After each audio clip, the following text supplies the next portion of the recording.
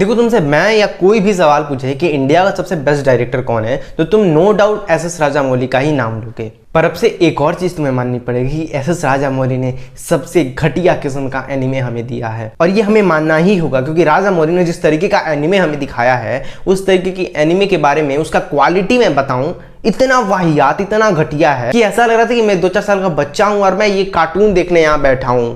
तुम्हें पता तो होगा कि हॉटस्टार पे सिर्फ 2 एपिसोड रिलीज हुए हैं और हर फ्राइडे को एक एपिसोड रिलीज होगा। बट अगर मैं तुम्हें सच बताऊं तो I am not excited for this episodes, क्योंकि एस राजामौली को जिस तरीके से हमने आज तक एज्यूम एंड इमेजिन किया है कि ये क्वालिटी कंटेंट देने वाला बंदा एस राजामौली। इंडियन सिनेमा में ज्यादातर ऐसे लोग नहीं करते कि अपने एक एक फ्रेम को आइकॉनिक बनाने की कोशिश करे, बट एस राजामौली ऐसा करते हैं और उनकी आइकॉनिक होती है सीन्स। बट सच बता रहा हूँ, एस राजामौली से इतना बड़ा डिसअपॉइंटमेंट मैं एक्सेप्ट नहीं कर पा रहा और ना ही एक्सपेक्ट कर रहा था। देखो सच बताना, तुम्हारे नजरिए में क्या एस राजामौली ने सच में एक अच्छा क्वालिटी कंटेंट दिया है? क्या तुम ऐसा एनिमे डिजर्व करते हो? क्या तुम्हारे पास इससे बेटर एनिमे ऑप्शन नहीं है? क्या इससे बेटर स्टोरी ही नहीं मिलेगी? सच बता रहा हूँ, स्टोरी के साथ प्रेजेंटेशन और बाहुबली का जो एनिमे है इससे तो लाख गुना बेटर हमको मिल जाती है। इवन डोरेमन इससे बेटर था। देखो as usual Baahubali the crown of blood भी स्टार्ट होता है कटप्पा के नरेशन से, जिसमें वो 2-4 मिनट तो बस एक्सप्लेन कर रहे हैं फर्स्ट पार्ट और सेकंड पार्ट जो भी बाहुबली द बिगिनिंग और बाहुबली द कंक्लूजन थी उसको एक्सप्लेन कर रहे हैं, या फिर तुम कह सकते हो कि उस चीजों को